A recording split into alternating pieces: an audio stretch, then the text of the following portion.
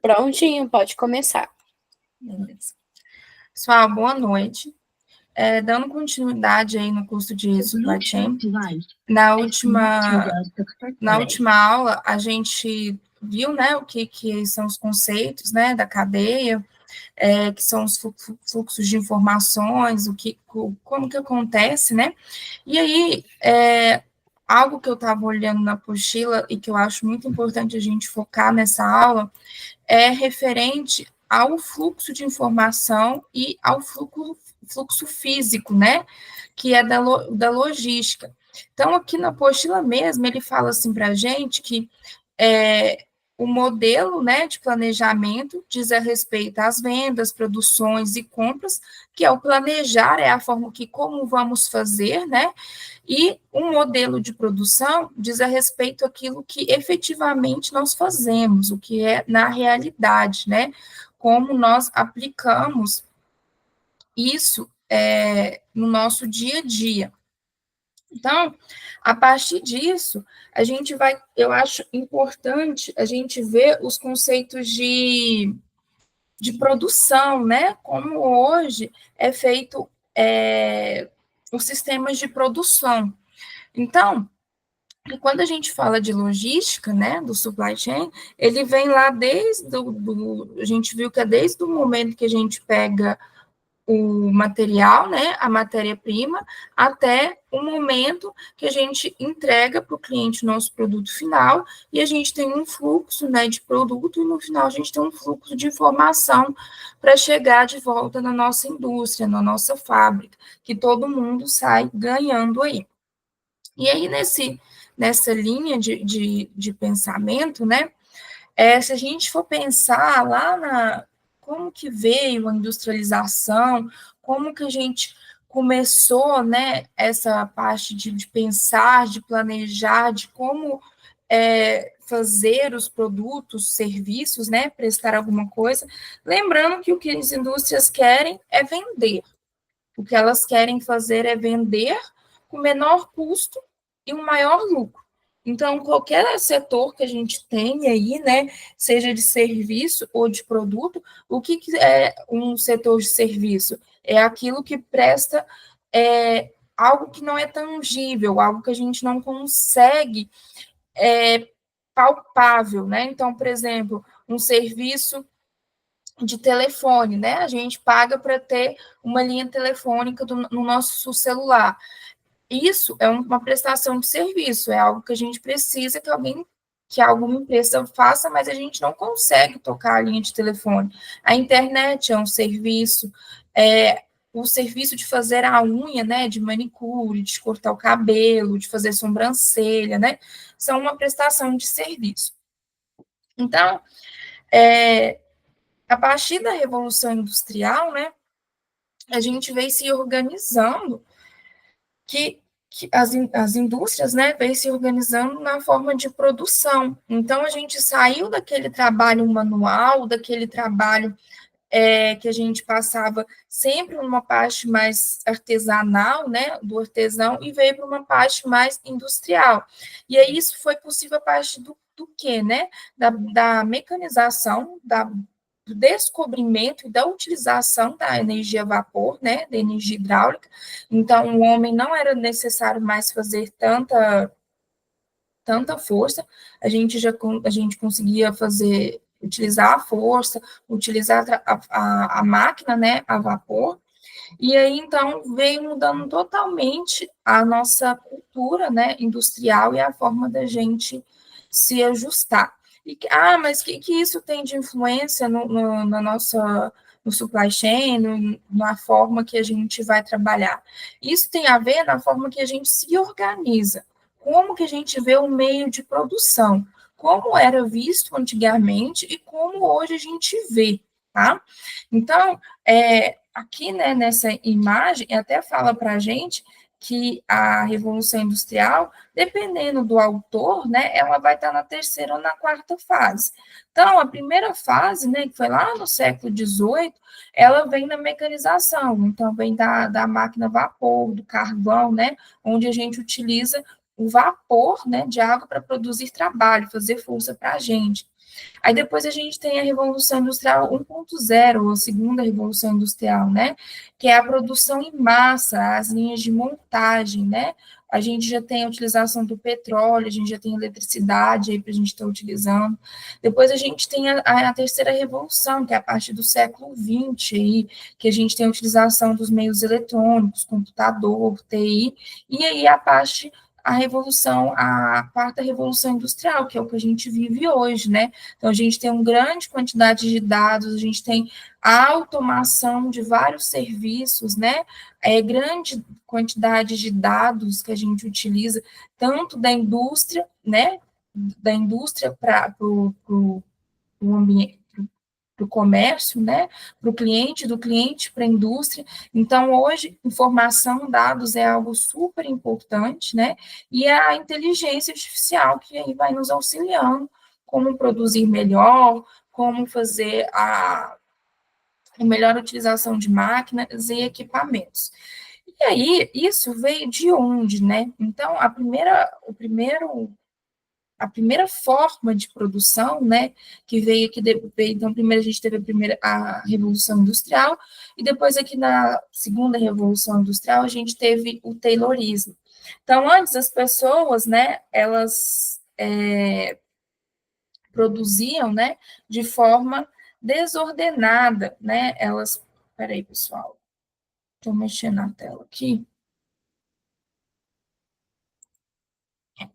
Elas produziam, né, de forma desordenada. Então, aí veio alguns pensadores, algumas pessoas, né, que mudaram isso daí. Então, Taylor, né, ele foi um engenheiro americano e ele é conhecido como o pai da administração científica. E aí, né, o que ele trouxe para, o que ele trouxe?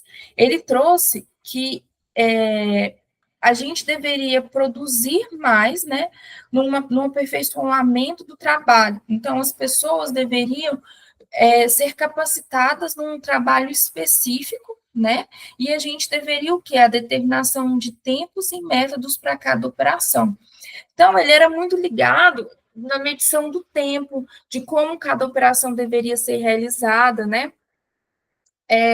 o trabalhador não precisaria conhecer todo o processo. Então, por exemplo, se a gente está numa linha de montagem de carro e eu faço a roda do carro, eu não preciso saber como é feito o motor, eu não preciso saber como é feita a porta, eu não preciso saber como é feito nenhuma outra parte do carro ou como é feito o processo de montagem, porque a minha única preocupação é a roda. E aí eu tenho um aperfeiçoamento constante da minha atividade e naquela atividade.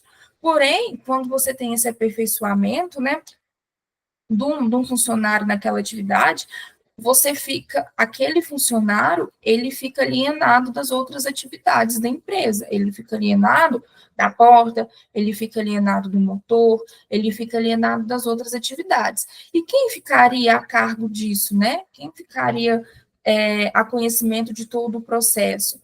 Então, quem ficaria a cargo de todo o processo seriam os gerentes, né? Os gerentes de produção. Então, o gerente de produção, ele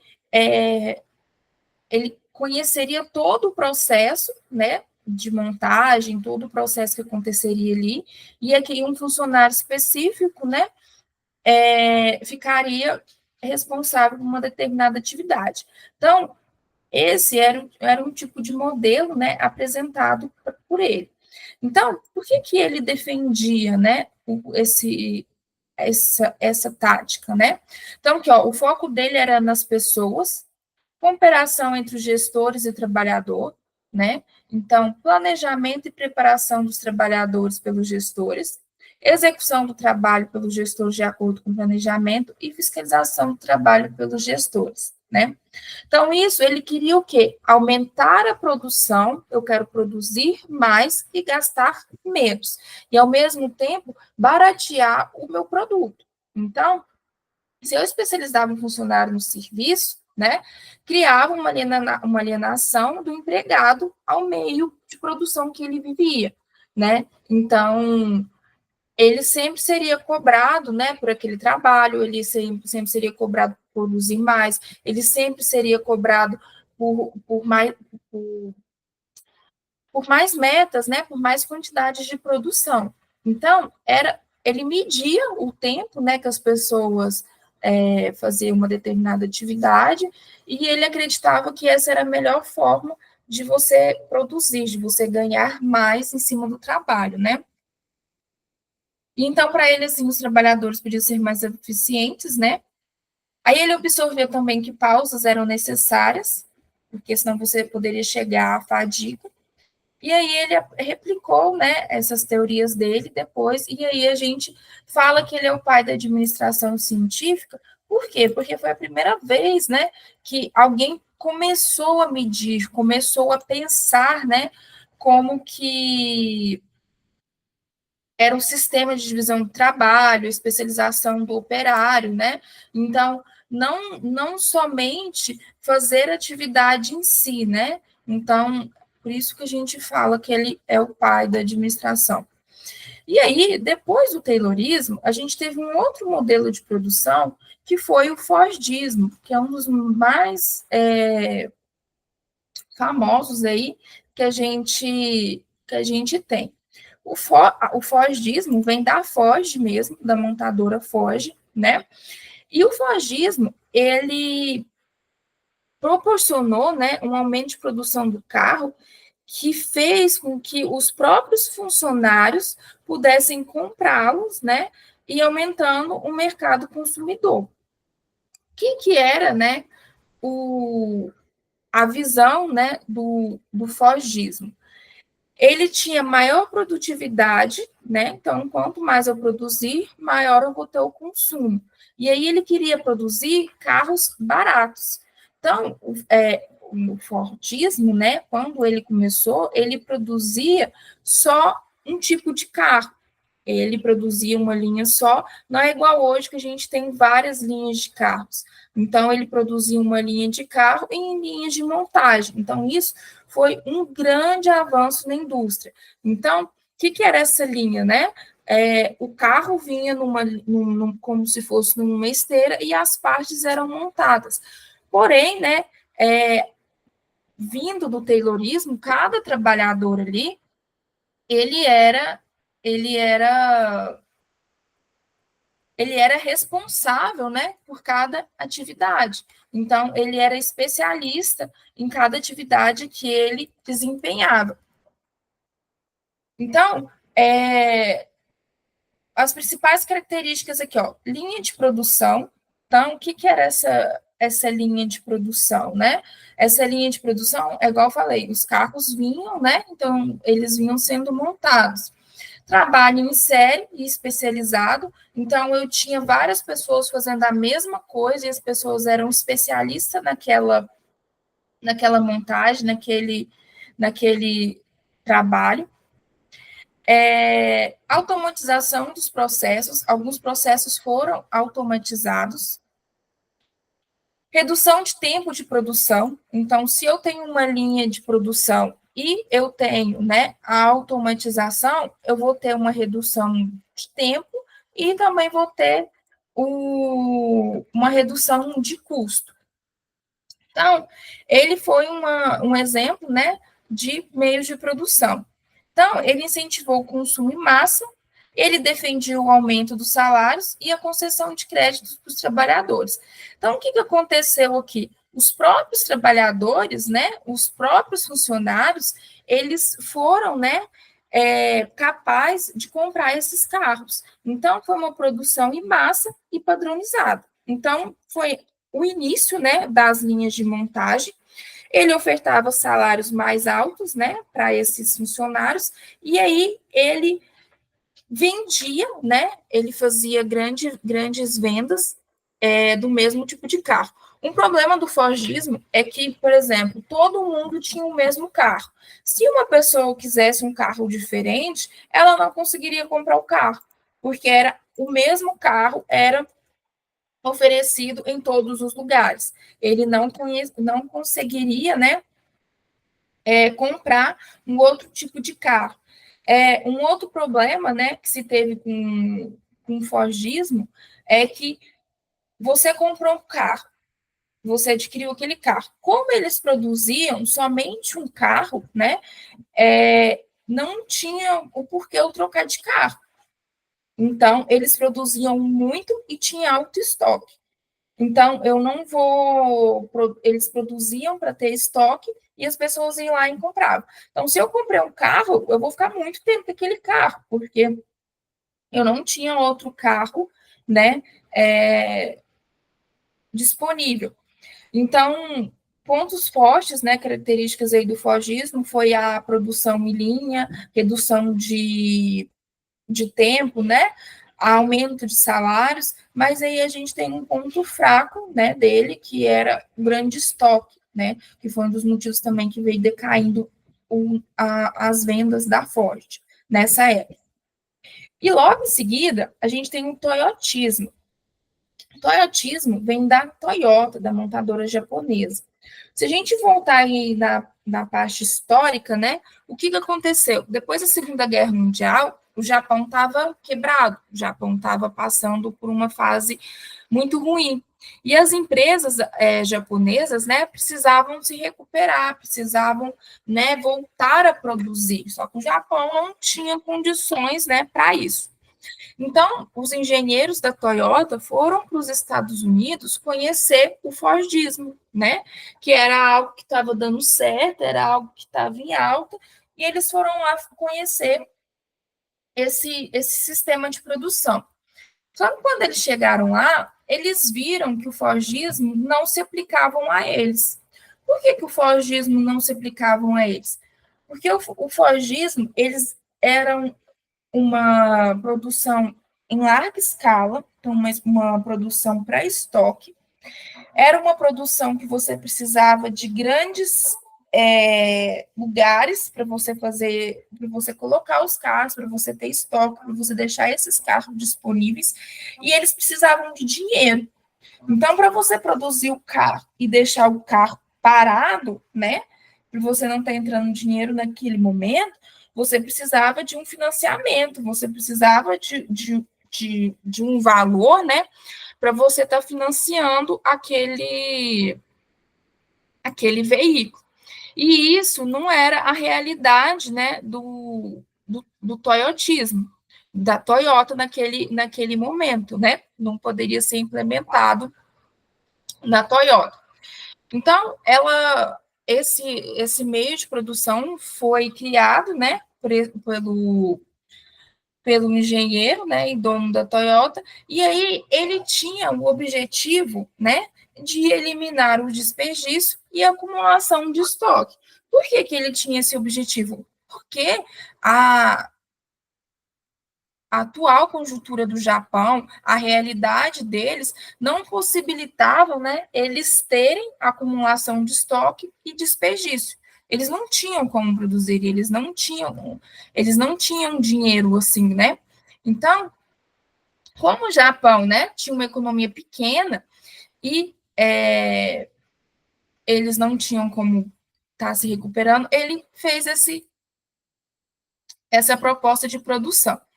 Então, o que aconteceu? Eles foram lá, né, viram como o forgismo acontecia, e aí eles foram lá e aplicaram esse novo meio de produção. O que esse novo meio de produção, ele fala? O toyotismo, ele falava que era produção sob demanda.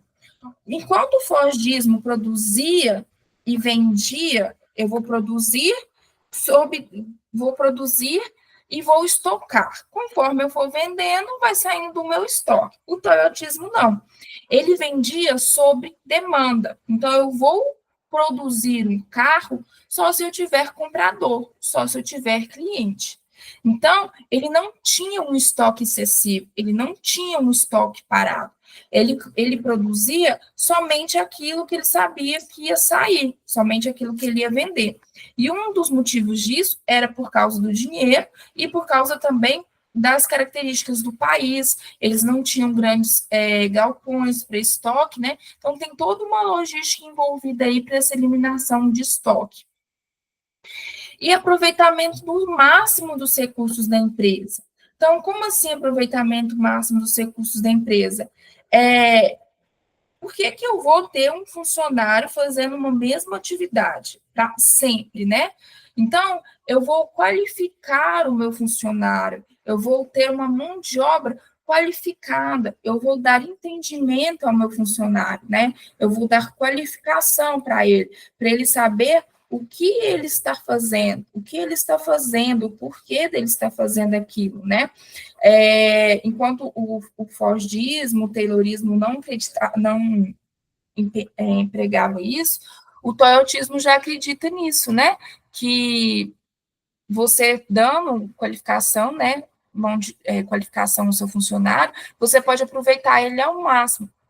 Além disso, a flexibilização de mercadoria, essa flexibilização de mercadoria, enquanto o Ford produzia só um carro, né? A Toyota ela tinha vários outros tipos de mercadoria. E aí a gente tem o just in time, que surgiu, né? Que é na hora certa. Então, o just in time é o quê? Eu vou produzir somente aquilo que é necessário. Então, a produção, ela estava em sintonia com a matéria-prima que entrava e com o mercado do consumidor. Então, quando a procura era alta, era produzido mais produtos. Quando a procura era baixa, quando o consumo, né, se baixava, caía também, né, a produção. Então, né, o toyotismo, ele ganhou, ele foi se consolidando e ele foi ganhando mercado, a Toyota, né? Ele ganhou o mercado europeu, depois ele ganhou o mercado americano, enquanto a Ford, o modelo da Ford foi decaindo, né? A forma que a Ford foi produzindo, né? Ela não estava vendendo tantos carros mais para os Estados Unidos, ela não estava vendendo tanto carro para a Europa, né, por causa do fim da Segunda Guerra, e aí o toyotismo foi substituindo, né, o sistema de produção fordista, que era baseado na acumulação de estoque. Então, o que ele traz aqui para a gente, né? É um sistema de produção de mercadoria, ele tem diversidade de produtos, é uma mão de obra qualificada, e além disso, ele utiliza, né, a tecnologia a seu favor, o just in time, né, produzir na hora certa, produção de acordo com demanda, e pouco estoque. Tem vários autores, várias pessoas que falam que estoque, né, estoque parado é despesa de dinheiro, é dinheiro parado. Só que a questão é o seguinte, o estoque tem que ser algo em equilíbrio. Estoque demais é ruim, estoque de menos também é ruim. Então, tem que ter equilíbrio, porque as oscilações no mercado, a forma como a dinâmica, né, das compras internacionais, nem sempre a gente vai ter disponível aquele produto. Então, o estoque, ele não, ele não ele nem sempre, né, é um prejuízo, você tem que ter tudo em equilíbrio, ou seja, aqui é estoque excessivo, não um estoque sob demanda, um estoque em equilíbrio, né? Então, o que o toyotismo, né, ele possibilitou?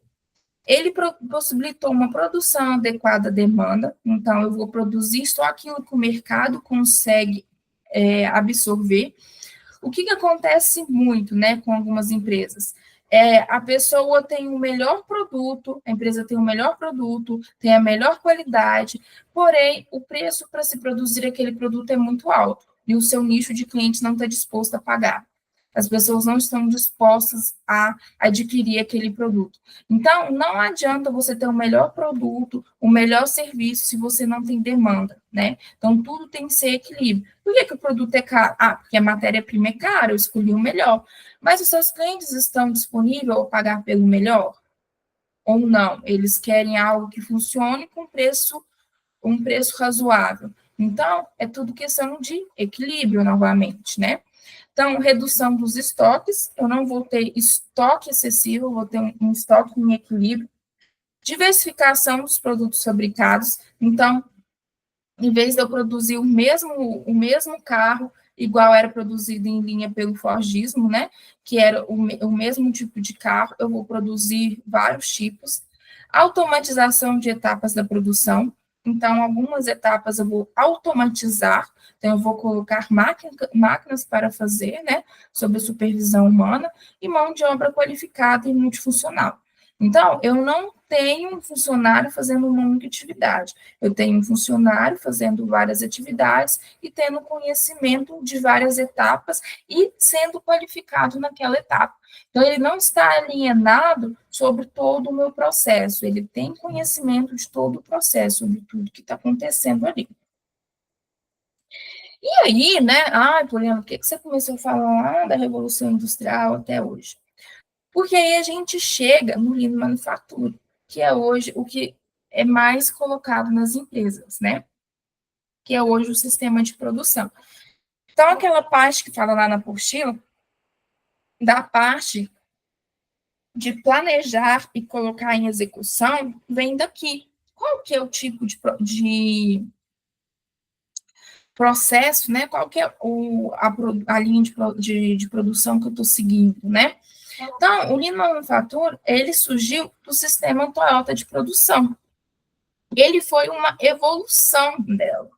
E ele é o quê? O que ele significa? É manufatura enxuta. Então, eu quero produzir mais com menos, tá? Então, é que ó, é uma gestão que visa aumentar a produtividade das empresas, né? Ela não é uma metodologia nova, porque ela tem seus pilares em cima do sistema Toyota de produção. Então, a gente viu que o sistema Toyota de produção, o que é os pilares dele? Just in time, produzir na hora certa, né? E sem desperdício e sem estoque excessivo. Então, quais são as outras ferramentas além do que eu falei, né? O Kanban, né? Que são formas de você produzir através de como se fossem algumas etiquetas. Kaizen, que é melhoria contínua, just in time, que é produzir na hora certa, troca rápida de ferramentas, células de produção e Poka-Yoke. Então, pessoal, o Lean Manufacturing, ele é o desperdício de trabalho. Então, eu tenho as soluções simples, né, para eu ter uma maior produtividade com menor custo. O que acontece? Quando você tem um retrabalho, para você fazer um retrabalho de alguma coisa, você está gastando. Você está gastando tempo, você está gastando material, você está gastando dinheiro do seu tempo que você gasta com o salário do seu funcionário, né? Então, você gasta 2 vezes para fazer o mesmo produto.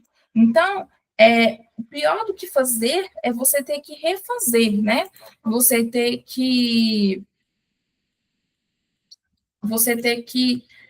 corrigir algo que você está fazendo, que você já fez. Então, o que o Lean, né, ele visa? Ele visa o desperdício, né? Que são gastos realizados ou recursos utilizados sem nenhum aproveitamento. Então, o retrabalho para refazer aquela aprovação não deveria ser refeito, né? Ela deveria já ter sido concluída. Então, a gente gera essas soluções para não ter que fazer, né, o retrabalho. Então, a gente quer tirar o desperdício e o retrabalho. Então, voltando aqui no Just in Time, né, que foi o que a gente falou lá no início, que é um dos pilares, que é o Just in Time, né? É o sistema de administração, que significa na hora certa, no momento certo. Então, a produção, ela vai ser aplicada conforme a demanda do mercado. Eu vou produzir somente conforme a demanda, né? Eu não vou produzir para ter grandes estoques, tá? Então, redução de estoque e de recursos necessários decorrentes do processo. Então, o Lean, ele reflete na filosofia do sistema Toyota, né? manufatura enxuta, então a prioridade é o quê? A otimização da produção e sem desperdício. Desperdício de mão de obra, de materiais, de energia, né? Então, eu quero diminuir isso daí e não quero ter o retrabalho, eu não quero ter que refazer. Então, um desperdício de qualquer forma, né? E além disso, né? Ele quer os produtos com qualidade, ele não quer que gere insatisfação aos clientes. Então, por que, que ele não quer que gere satisfação ao cliente, né? Porque o cliente satisfeito, você gera uma imagem negativa para a empresa. Então, tem que agregar valor, né, para o cliente. O cliente tem que ver de forma, com bons olhos, a empresa. Então, os principais pilares do Lean são o quê? Qualidade total e imediata. Então, eu quero entregar, né, o meu produto com qualidade. Então, é em busca do zero defeito. E caso tenha um defeito, eu ter uma solução para ela, né? Depois, o que? Minimização do desperdício, eliminação de atividades que não dê valor agregado. O que é valor agregado, né? Quando entra um produto, uma matéria-prima, na indústria ou em qualquer lugar, eu vou agregar valor àquele produto para eu conseguir vender ele depois. Então, a produção, o processo de produção é agregação de valor ao produto. Por exemplo, se você tem uma confeitaria, as matérias-primas que vão entrar para você vai ser farinha, ovo, leite, óleo. Esses produtos em si já tem um valor deles que você foi lá e comprou no mercado. Se você for revender, ele não vai ter nenhum valor agregado. Você só vai fazer a revenda daquele produto. Quando você pega aqueles ingredientes e faz a sua torta, faz o seu bolo ali, você está agregando valor ao produto. Então, eu estou fazendo agregação de valor. Então, eu estou processando o meu produto, estou dando valor a ele. Então, quando eu retiro as atividades que não agregam valor, né, eu estou otimizando os meus recursos. Eu estou otimizando meu capital, estou otimizando minhas pessoas, eu estou otimizando meus espaços. Então, vamos supor que eu estou fazendo as minhas tortas e meus bolos, e aí eu tenho um forno, né, com uma capacidade para eu conseguir assar 2 tortas de uma vez, eu estou assando só uma. Eu estou perdendo, eu não estou utilizando todos os meus recursos de forma eficaz, eficiente. Por quê? Eu poderia estar assando 2 bolos juntos, 2 tortas juntos, enquanto eu estou assando só uma. Então, eu estou perdendo, não estou tendo eficiência, né? Então, a partir do momento que eu altero o meu processo para eu conseguir assar 2 bolos juntos, eu estou ganhando tempo, eu estou diminuindo a quantidade de gás que eu utilizo, eu estou diminuindo o capital, o dinheiro gasto, né, o meu recurso gasto ali, eu estou diminuindo tudo e aumentando a minha produção, né, em questão ali daquele ponto. Os ingredientes que eu vou utilizar são os mesmos, a quantidade vai ser a mesma, mas o tempo gasto, né, o forno, o tempo gasto no forno, são tudo que você consegue, né, ter uma flexibilização, uma eficiência maior. A melhoria contínua, o que é a melhoria contínua? É o aumento da produtividade, compartilhamento de informação. A melhoria contínua é sempre a gente pode estar melhorando. Então, por exemplo, a minimização dos desperdícios e a melhoria contínua está atrelada. Então, por exemplo, eu vi que eu estava assando um bolo por vez, eu posso assar 2 bolos. Então, essa é uma pequena melhoria que eu fiz. Então, eu tive uma redução de custo. Aí eu comecei a ver que, em vez de eu ter, por exemplo, em vez de eu confeitar um bolo de cada vez, eu conseguiria confeitar 2 bolos, 2 bolos juntos, porque eu conseguia assar 2 bolos e eles conseguiam passar pelo processo de esfriamento junto e eu conseguiria fazer a confeitaria dos 2 bolos. Então, tem um aumento de produtividade, né? E aí eu tenho o compartilhamento de informação. O que é o compartilhamento de informação? Vamos supor que quem faz a massa do bolo não é a mesma pessoa que assa, e não é a mesma pessoa que faz a confeitaria do bolo. Então, esse fluxo de informação tem que passar por toda a cozinha, Porque a pessoa que está assando, ela tem que falar, olha, eu consigo assar 2 bolos, então você tem que providenciar para mim 2 massas, 2 receitas para entrar dentro do forno. E a pessoa que recebe para fazer a confeitaria tem que ter a capacidade, né, ou a condição de confeitar 2 bolos ao mesmo tempo. Então, eu estou aumentando a minha produtividade. Os processos, né, os produtos, eles são retirados pelo cliente no final da cadeia de produção e não empurrados. Como assim? Eu estou. A gente vai ver isso, o puxando e o empurrando. Quando eles são retirados, é o que eu estou produzindo sob demanda, né? Eu não vou produzir tortas e bolos para deixar em estoque, elas vão perder. Elas têm uma data de validade, são produtos perecíveis. Então, não adianta eu produzir em longa escala e deixar lá aqueles produtos, porque eu não vou vender. Eu tenho uma quantidade de clientes, eu tenho uma quantidade máxima de retirada. Então, eu vou vender conforme a retirada do cliente. E a flexibilidade, né? O que acontece? Hoje, as coisas mudam muito rápido. Então, se você não consegue responder de forma flexível ao mercado, a gente fica para trás. Então, só surge um produto melhor, surge um sabor melhor. Às vezes, o sabor que é tendência hoje não é tendência amanhã. Isso eu estou dando um exemplo da confeitaria, né? Então, você tem que ter a flexibilidade de fazer alterações no seu meio de produção, né? Isso eu estou falando de sabores, por exemplo, ou de números, ou quantidade de bolo, mas a gente pode estar falando de grande volume de produção, né? A gente teve uma alta demanda esse ano que vem a gente não tem, então você tem que ter a flexibilidade perante o mercado. Uma outra ferramenta que a gente tem dentro do Lean, e ele é muito utilizado dentro dos processos de produção, né, é o Kanban. Então, ele é uma ferramenta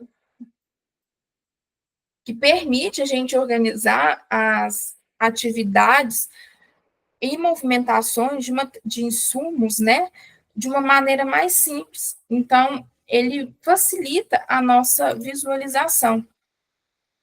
Então, é um quadro, né, que normalmente são escritos, são classificados. O que fazer, o que está em execução e o que será realizado.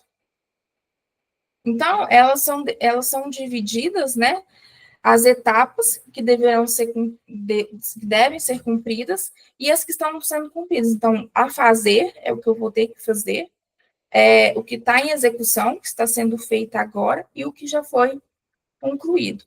Então, existe 3 tipos básicos, né, de Kanban que se coloca em execução. O primeiro é o de transporte, né? Ele é usado para avisar o estágio anterior que o material pode ser retirado do estoque e transferido para uma destinação específica. Como assim, né? Então,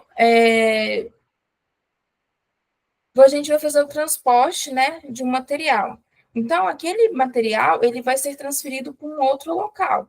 Então, ele tem que ser avisado. Eu tenho que falar o estágio, o momento que o momento anterior dele ser retirado, né? Tem que ser avisado.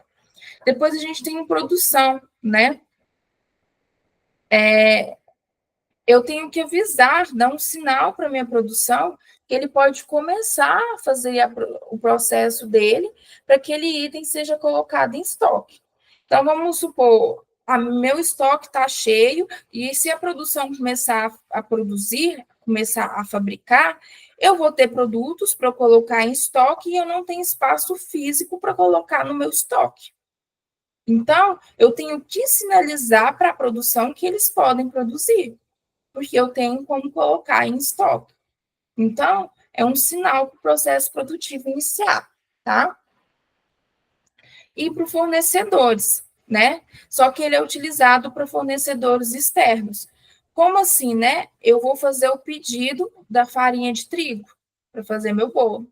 E aí, para eu fazer a farinha de trigo, eu tenho um fornecedor externo. Então, para eu fazer esse meu pedido para o meu fornecedor externo, eu tenho que fazer o pedido para ele. Então, quando eu vou fazer o pedido para ele, eu tenho que sinalizar, né, para ele.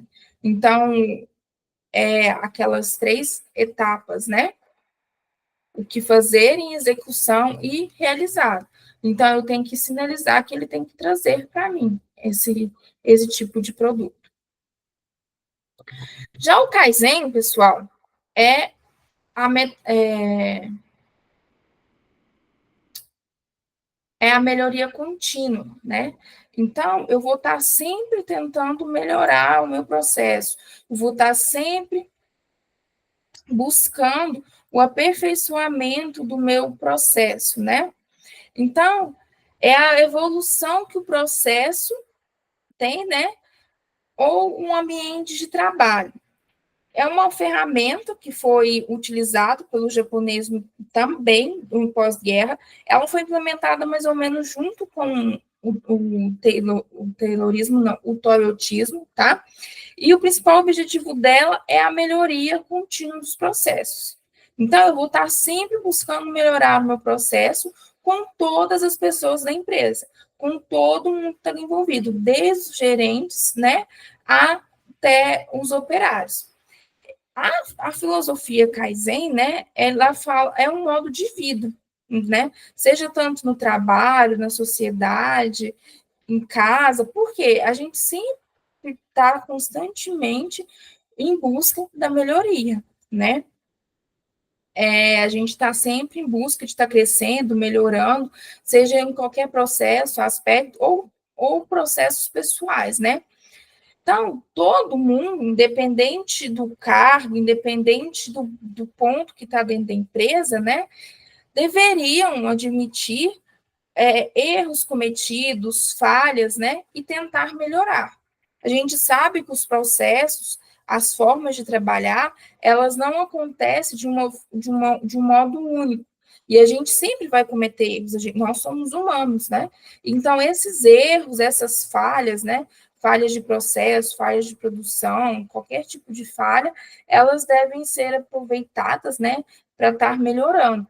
E a forma que a gente faz um processo ou executa um tipo de atividade não quer dizer que seja a melhor forma possível.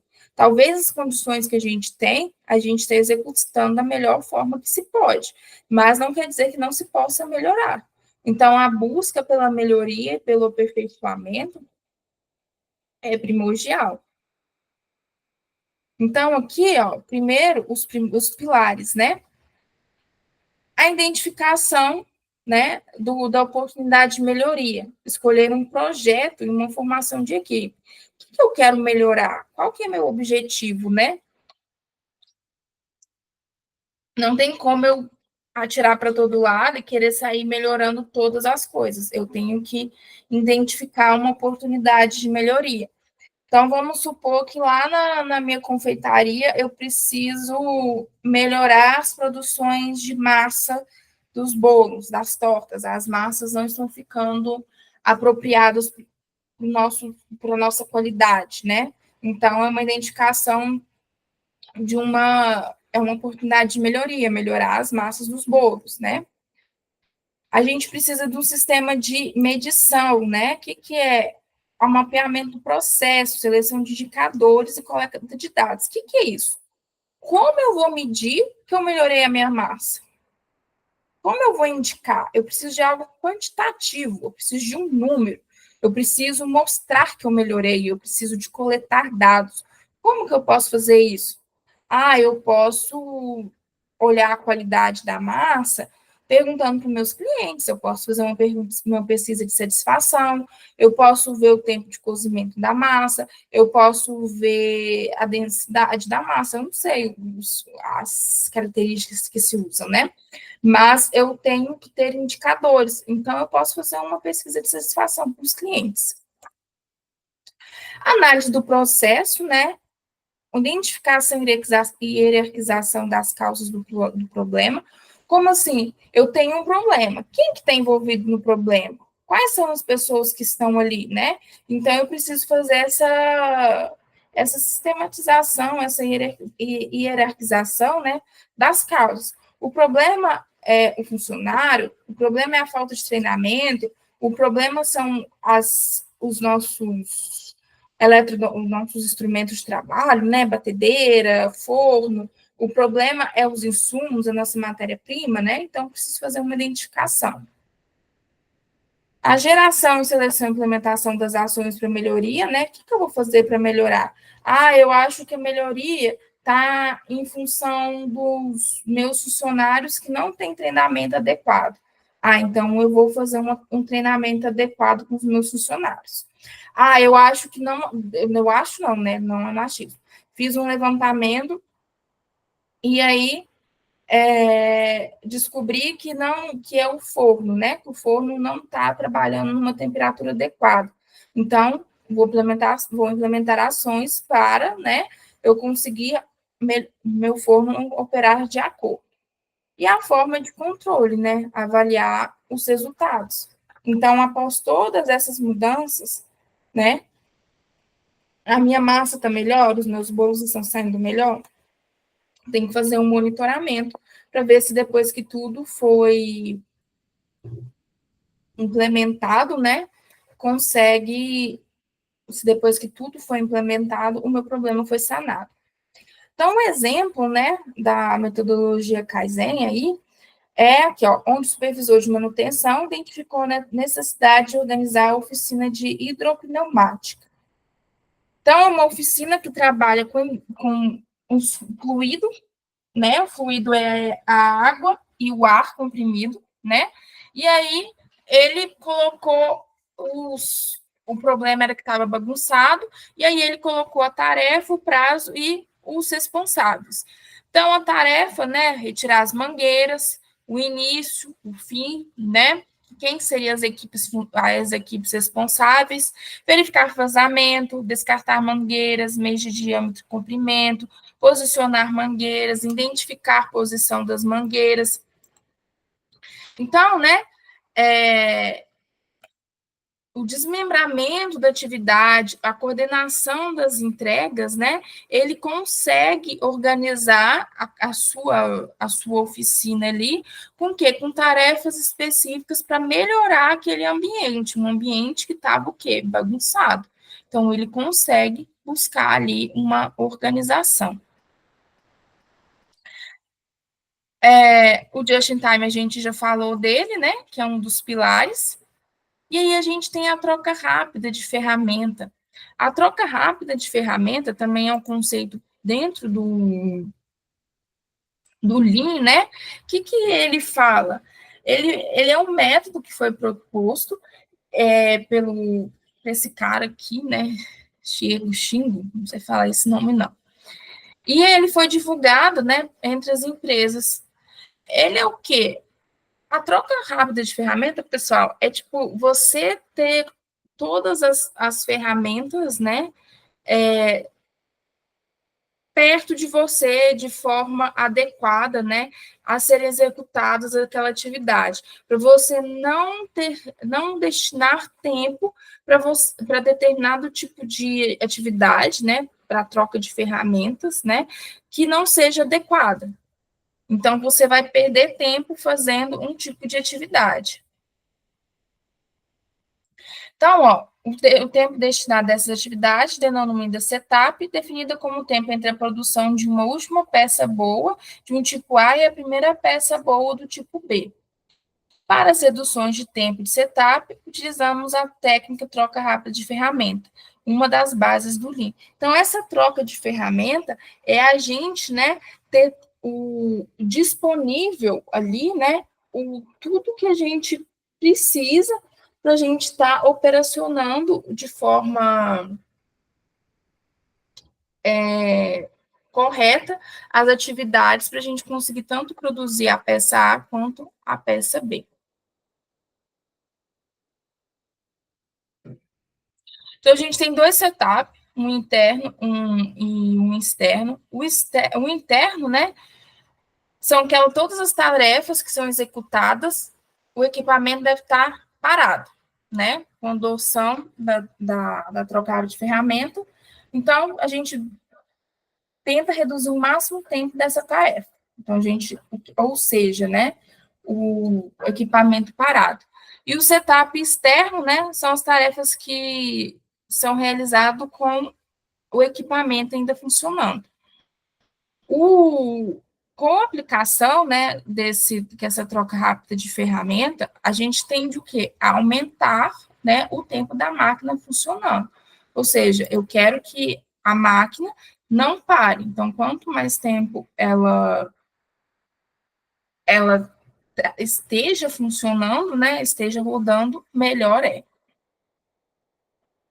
Então, aqui a gente tem o tempo de setup, né, o externo, o interno, o externo, né? O interno, né, é o que a gente quer reduzir. Então, com a adoção, né, a gente tem a diminuição do setup interno. Aí depois a gente tem as células de produção, né? Que são essas células de produção? As células de produção são os locais, né? Com o processo de produção em si, um processo de produção de algum produto em si, né? Eu vou desenvolver uma atividade específica ali, né? Então, eles produzem, né, só após você ter a confirmação da demanda daquele produto pelo cliente. Então, essa célula de produção, ela vai ser puxada, é uma produção puxada, né? Então, ela vai ser só feita depois que for confirmada o produto, tá? E aí ela pode ser formada por conjunto de elementos, como uma mão de obra, máquinas, né, materiais, a organização, fluxo de pessoal. Então, o que ele fala aqui, ó? Células de produção para atender a necessidade do mercado e ao método de organização de linha de produção, de forma que haja uma maior interação entre os operadores envolvidos. Então, cada célula dessa, né, o que a gente precisa? De menor tempo, menor quantidade, maior produtividade. Então, o que eles fazem, né? Eu quero uma maior relação, né, entre todo mundo que é formado por essa célula. Então, elas são utilizadas pelas empresas para quê? Para produzir, né, mais e de forma adequada. Então, a célula de produção aqui, ó, eu tenho cada lugar aqui, ela vai fazer uma atividade específica.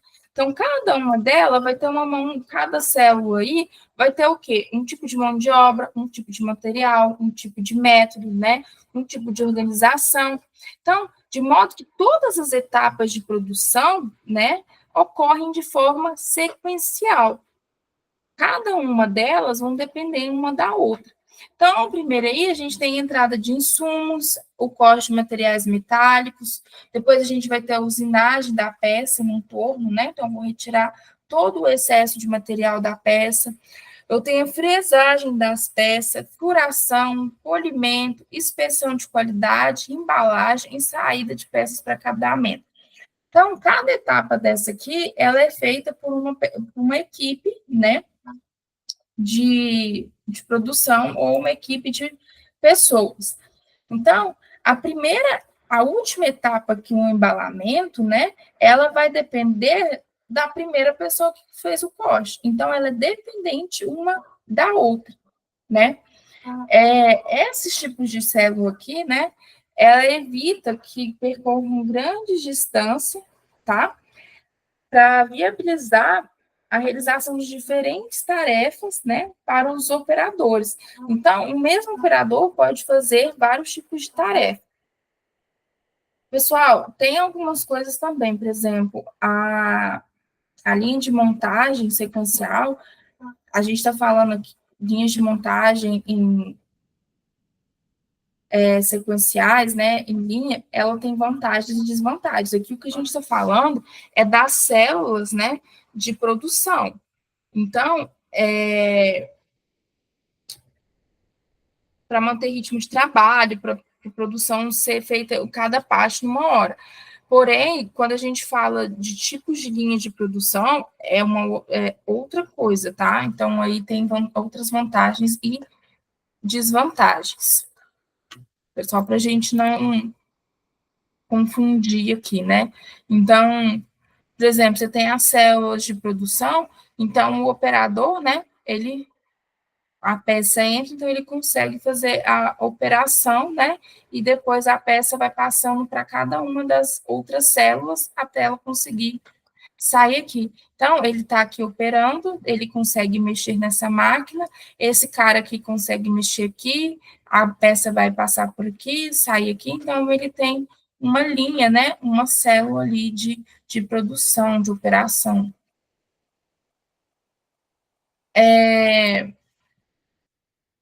Essa POIOC, né, é de provas de erro, então são ferramentas que vêm para tirar a possibilidade de falhas no processo, né? Então, por exemplo, antigamente você comprava um eletrodoméstico, tinha tomadas de vários tipos, né? Tinha vários plugs. Hoje não, hoje é padronizado.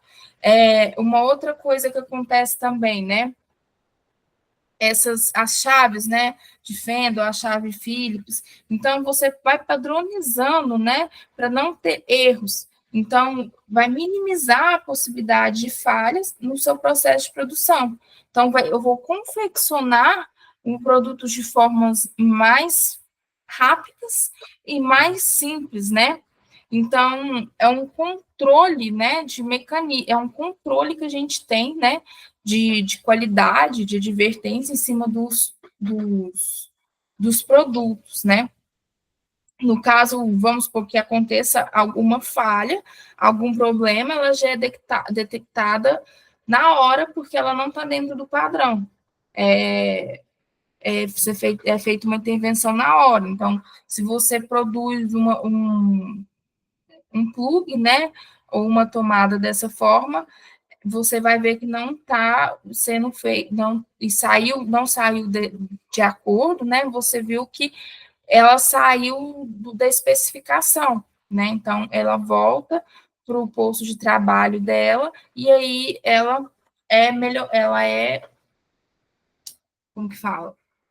Consertado, né?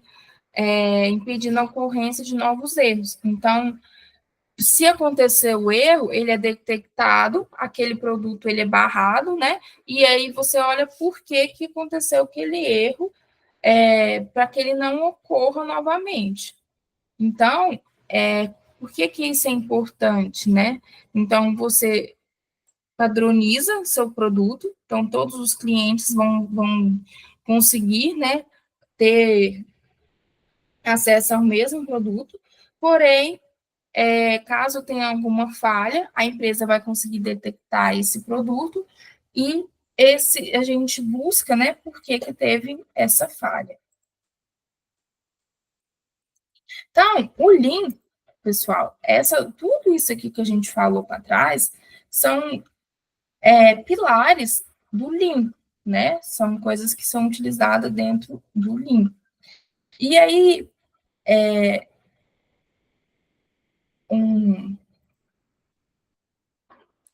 por último, né, a gente fala que a gente tem o Lean, né, para a manufatura enxuta, né, para reduzir os desperdícios e aumentar a produtividade. E aí a gente fala que a gente tem os 7 principais desperdícios que podem ocorrer na produção. Esses 7 principais desperdícios que podem ocorrer são esses aqui: movimentação, estoque, espera, transporte, defeitos, processamento, superprodução. Então, a movimentação, o que é o desperdício que pode acontecer na movimentação, né? Movimentação necessária de funcionários, né? Para buscar ferramentas, preenchimento de documentos, lavar peças para outra máquina. Então, qualquer tipo, né? Isso aqui são só alguns tipos de exemplo. Qualquer tipo de movimentação que seja desnecessária, ela entra num desperdício, não é uma manufatura enxuta. Por quê? Porque você está gastando tempo, você está gastando horas ali de trabalho. Depois a gente tem um estoque, né? Materiais estocados por longo período representam dinheiro parado, foi o que a gente falou, né? Então, o estoque, a gente necessita do estoque, mas tem que ser algo em equilíbrio. Estoque de mais ou estoque de menos é desvantagem, então tem que ser algo em equilíbrio. Então, estoque em grande número é dinheiro parado. Outro ponto, espera, né? O funcionário parado é desperdício de dinheiro também, porque ele pode estar esperando uma orientação, ele pode estar esperando o material chegar, material sair, ele pode estar esperando autorização de serviço, ele pode estar esperando qualquer coisa que não dê para ele executar a atividade dele naquele momento, porque ele precisa de algo, né? De uma autorização ou algo de terceiro. Então, a espera também. Depois a gente tem o transporte, né? Transporte necessário dos produtos. Então, imagina lá que no Caban, né? Lembra que a gente falou do Caban? A gente falou que poderia retirar um produto de estoque para começar a fazer o processamento. E aí, eu não vou começar a fazer a produção agora. E aí, o cara trouxe o produto do estoque e vai ter que levar de novo o produto para o estoque. Desperdício, transporte desnecessário. Então, é um tipo de desperdício. Então, a manufatura enxuta vem para combater isso aí. Defeitos, né? Seja de fabricação, né? Lembra que a gente falou do retrabalho que a gente pode ter, ou na utilização de produto, ou em máquinas que a gente tem, em maquinário, em máquinas que a gente utiliza de transporte dentro da empresa. Então, qualquer tipo de defeito, né, que seja dentro da empresa, né, tanto no administrativo, causa impacto. Então, isso também é um tipo de desperdício. Processamento, muita burocracia, muitos processos, né, que não agregam valor ao cliente. Então, por exemplo, você compra uma mercadoria, um insumo, e para ele entrar dentro da empresa, ele tem que passar por N processos, por N departamentos, sendo que precisaria passar só por um, né? Então, são processos burocráticos, gasto de tempo desnecessários. Superprodução, olha essa foto aí, o pátio de uma montadora, né? Então, a gente tem uma produção em massa, que a gente tem vários carros, e a empresa produziu o quê? Mais do que a demanda, mais do que o cliente consegue adquirir. Então, vai acontecer o quê? Vai ficar parado, né? Então, tem que estar sempre monitorando o mercado, vendo as tendências, vendo o que deve ser produzido, o que não deve ser, né? Então, essa é a principal causa de todos os desperdícios. Por que é a principal causa de todos os desperdícios? Porque ela já passou por toda a cadeia produtiva. Ela já utilizou a matéria-prima, ela utilizou a mão de obra do funcionário, ela já utilizou todos os recursos necessários da empresa para produzir o produto. Então, onde você poderia perder, onde você poderia ter desperdício em qualquer uma dessas etapas aqui anteriores, você teve, você foi efetivado, né? Ocorreu, porque seu produto está lá parado, você não conseguiu vender, tá? Então, ele vai depender dos processos da empresa. Então, o Lean Manufacturing, essa visão geral dela, ela pode ser aplicada em qualquer empresa, mas a forma que ela vai ser aplicada, o modo que ela vai ser aplicado, vai depender da empresa, de como ela funciona, né? Essa cronoanálise é o tempo que é gasto nas atividades para desempenhar certas atividades. Então, cada setor, cada empresa é visto de uma forma, tá? Tem outras formas de levantar dados, de ver resolução de problema, de ver qual que impacta mais, qual que impacta menos. Então, onde tem maiores desperdícios. Então, o Lean Manufacturing é uma cultura para se produzir, né, para você ter um planejamento da sua indústria, né? Ele é cultural. Então, você escolhe o processo de solução, isso aqui é só mesmo falando do jeito da aplicação. E aí, né, a gente está sempre em inovação, está sempre surgindo novas tecnologias, né? Então, o sistema produtivo, ele vai se alterando, né? Então, talvez mais para frente a gente tenha outros sistemas de produção que venham alterar o dinamismo das empresas, o dinamismo dos serviços, né? Então, antes a gente tinha produção em massa, hoje a gente tem produção em demanda.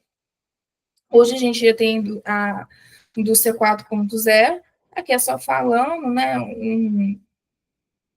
dando uma ênfase daquele primeiro slide que eu coloquei lá, né, da segunda revolução industrial, da terceira, né, surgimento da computação, da quarta, né, Big Data, simulação, inteligência artificial, e aqui vem com os modelos de produção, que a gente falou do Taylorismo, né, divisão de trabalho, controle de tempo, extrema especialização, trabalho repetitivo, o Wolfismo a gente não viu, tá?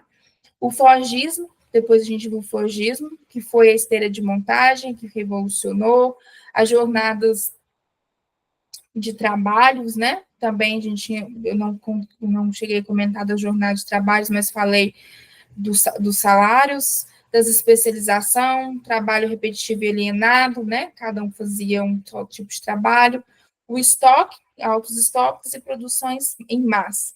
E a esteira de montagem, né? Então a gente diminuiu o tempo. O toyotismo, criado no Japão, depois da Segunda Guerra, veio com uma adoção da tecnologia, o surgimento do just in time, o desemprego estrutural, a produção de acordo com a demanda, né? Não teve a utilização de estoque. Então, esses daqui são os modelos de produção. E a partir do toyotismo surgiu o Lean Manufacturing. E aí, pessoal, só para dar uma continuidade aí, que é algo que eu queria comentar com vocês, depois disso tudo que eu falei, né, o que, que a gente tem aqui? A gente tem a produção puxada, né? O que, que é essa produção puxada? A produção puxada, ela vem do just in time lá, né? De produzir na hora certa. Então, o just in time, o just in time, não, a produção puxada, ela vem da produção sob demanda. Então, eu vou produzir somente enquanto eu tiver demanda para o meu produto. Então, eu vou produzir só por demanda. Eu não vou produzir empurrada. O que é a produção puxada e a produção empurrada? A produção puxada é aquela produção que eu produzo independente do meu mercado. Eu vou produzindo, produzindo, produzindo. Qual um exemplo de produção puxada? Mercado de alimentício, né? Porque tem muita saída, é muito difícil você ter altos estoques de determinado produto. Então, por exemplo, refrigerantes, alto consumo, né? Refrigerante, sorvete, esses produtos assim. Lógico que sorvete você tem sazonalidades, né? No calor sai mais, no inverno sai menos. Mas, por exemplo, o refrigerante. Refrigerante é uma produção empurrada, então eu vou sempre produzindo independente da demanda. A produção puxada é aquela produção sob demanda, né? Então, a quantidade necessária, né? Então, que ó, a produção só inicia quando a demanda ocorre de fato. Então, cada processo puxa as peças fabricadas, né? De um processo para o outro. Então, você tem formação de estoque mínimo, a qualidade é perseguida, né? Através do defeito zero, porque como eu vou puxando a minha produção, né? Eu vou olhando cada parte dela, eu consigo olhar ela, né? E aí, pessoal, aqui, ó, a requisição e as entregas. E aí a gente tem um fluxo de informação, que é o que a gente sempre fala, né? O fluxo de informação. Então, o O processo, né, ele pode puxar, né, ou empurrar.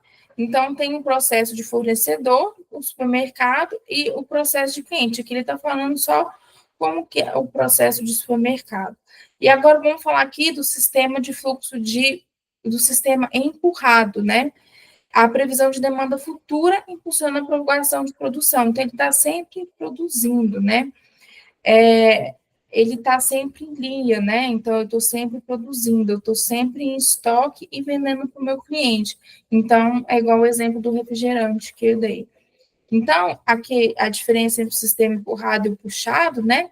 O empurrado, ele vai produzir tudo que for possível. Então, tudo que for possível de eu produzir, eu vou fazer essa produção. Então, é uma produção aproximada, uso antecipado, grandes lotes, muitos inventários. E o puxado, eu vou produzir só o que é necessário. Eu vou produzir uma produção mais precisa, né? De pequenos lotes. Então, eu vou entregar aquilo somente que o mercado necessita, né? Então, a manufatura empurrada, geralmente ela é mais tradicional, é grandes lotes, né? Elas são imprevisíveis, ela é mais rápida, então tem grandes estoques, então estou sempre produzindo. E a produção puxada é através do cliente, eu vou fazer ela através do meu cliente, da minha demanda, do meu mercado. Beleza? Então, a aula de hoje foi isso, os processos de produção. Aqui tem todas as partes do Lean, tá? E quem quiser depois dar uma lida aqui, tá? Dos tipos das etapas da Revolução Industrial e das novas tecnologias. Como surgiu o Lean, como que ele é aplicado hoje. Então, isso aqui se aplica onde hoje, né? No supply chain, ele se aplica hoje na forma de produção, na forma de se produzir, na forma de se pegar matéria-prima, fazer agregação de valor e mandar esse produto para o seu cliente e trazer informação de volta. Beleza, pessoal? Então, a aula de hoje foi isso. Qualquer dúvida, estou à disposição. Beleza? Então, vou estar finalizando aqui. Aí, na próxima aula, Ótima noite, professora Fabiana. Boa noite, até mais. Tchau, tchau.